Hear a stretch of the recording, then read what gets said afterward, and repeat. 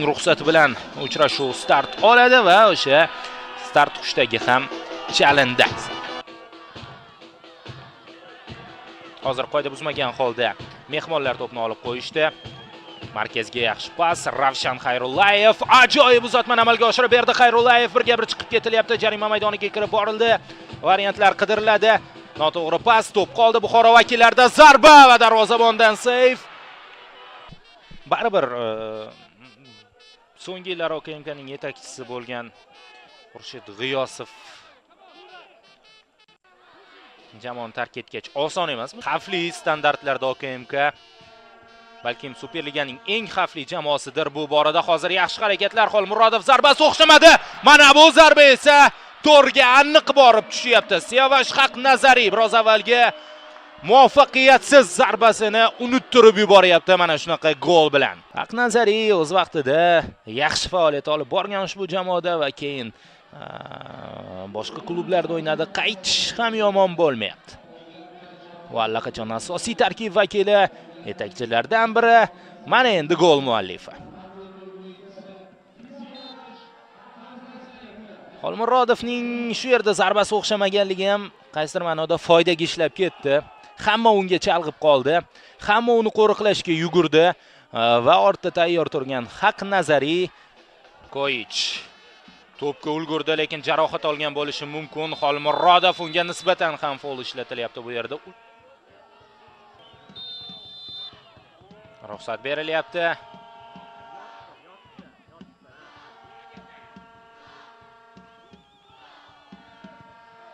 Zarba rikoshet va top darvoza to'rida 2-0.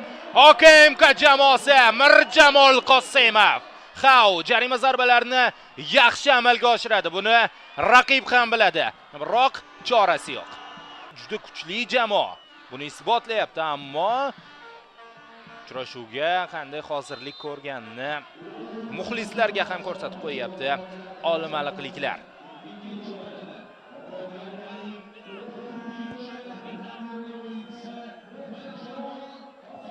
Jonli devordagi Velko Filipovich aynan u sabab bo'lib qolgandi jarima zarbasiga.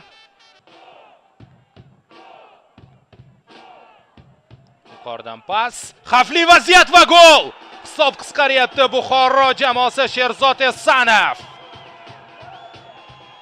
Aytdim-ku, Buxoroda ham xavfli standartlar va birinchi bo'limni standartlar time deb aytishimiz mumkin. Xamikov uslubi ham aslida bu. Takroran ko'rishimiz mumkin. To'p aylanib keldi. Yo'l-yo'lakay Velko Filipovich assist muallifiga aylandi. Yakuniy zarba esa Sherzod Esanov tomonidan kiritilmoqda.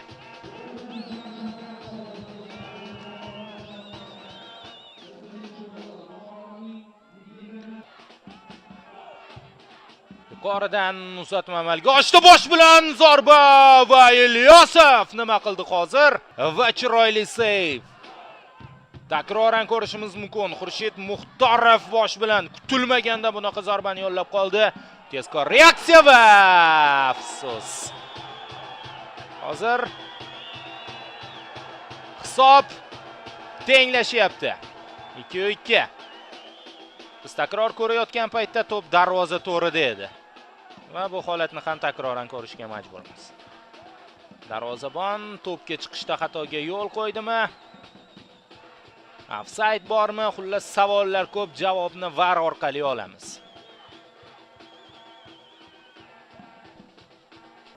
Ikki jamoa hujumchilari juda kam ko'rinishyapti. Shunaqa gollarga boy taymda ham Shahzodbek Ubaydullayev va Urosh Koyich, balkim ikkinchi taymda ularning imkoniyati ko'proq bo'lar.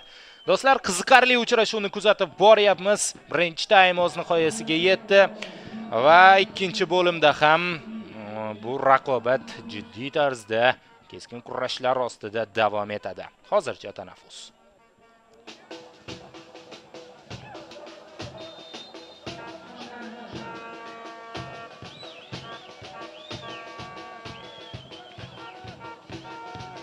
Abdurazzoqovning o'zi uzatma beradi. Darvozabon maydonchasidagi kurash bir amallab uzoqlashtirildi. Siyovash Haqnazariy, Abdurazzoqov yana bir pas Endi Jo'rabekov yuqoriga. Dominik Begich yo'qotdi to'pni. Sobirjonov. Asadbek Haqnazariy bilan o'ynayapti. Siyavash chap qanotga Saidafzalxon Ahrorov rikoshet o'zgardi va gol! Darvoza ishg'ol etilyapti Nodirbek Abdurazzoqov tomonidan. Qoyil o'z vaqtida takroran ko'rishimiz mumkin. Saidafzalxon Ahrorovning uzatmasi yetib bora olmagani ham yaxshi bo'libdi Ali Abdurahmonovning to'pga.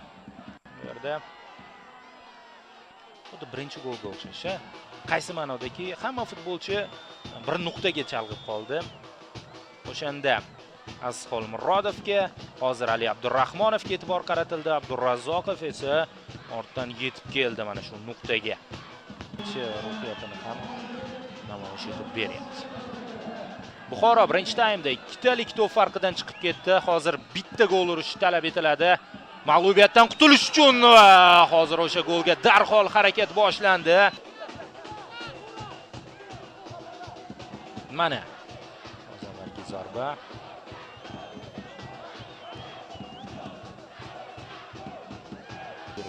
Hozir Buxoro shtabidan inson va yana bosh bilan zarba, yana o'sha 9-raqam egasining urinishi endi to'singa tekkan holda to'p maydon tashqarisiga chiqib ketyapti.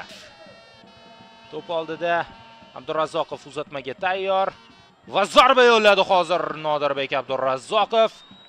Yaqin burchakni yopdi Umidjon Hamroyev. Hanuz boshdan qon oqyapti, shu sababli Temur To'xtasinov menimcha shifokorlar oldiga borishni tavsiya qildi. Muhammad Yo'ldoshevning pasini ko'ramiz. Darvozabon ham yetib kelyapti Umidjon Hamroyev. Biroz kech yugurishni boshladi negadir va hozir bo'sh qolgan darvoza ishg'ol etilishi ham mumkin. Hamroyev to'pni outga tepib yuboryapti va o'yin shu nuqtada yakunlanyapti. OKMK jamoasi o'z uyiga qaytishni g'alaba bilan nishonlayapti. Murakkab raqibga qarshi muhim 3 ochko. Ikki murabbiylarga bu uchrashuv uchun alohida rahmat aytgan holda xayrlashamiz. Muhammadiyor Soliyev o'yinni sharhlab bordi. Nasib qilsa navbatdagi efirlar orqali ko'rishguncha xayr, salomat bo'ling.